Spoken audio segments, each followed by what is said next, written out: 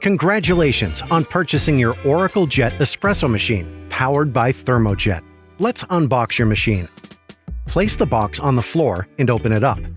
Remove the accessories contained in the top panel packaging. With both hands, firmly hold the machine and pull it up and out of the box. You'll find a set of key accessories that all have a part to play.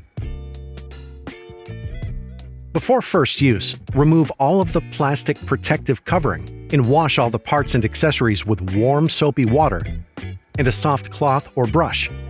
Dry thoroughly before use. You'll notice that the Oracle Jet features a third wheel for added convenience.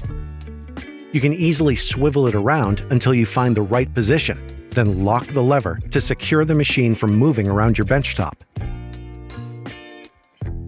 You'll need to soak the filter in cold water for 5 minutes. Pop it into the filter holder. Fit the holder snugly into the bottom of the tank and fill with fresh cold water. Check your water hardness by dipping this test strip into the water tank. You'll use this info shortly. Now, place the water tank into the machine. Fit the bean hopper to the top of the machine like this, locking it into place. Now, let's power it up. On first use, your machine will prompt you to set up various preferences,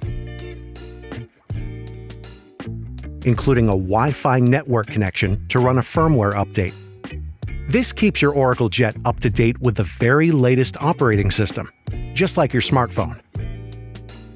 Next, all you have to do is follow the on-screen tutorials, which will take you through all the parts and accessories to get to know your machine better, right through to making your first coffee using simple, easy-to-follow steps.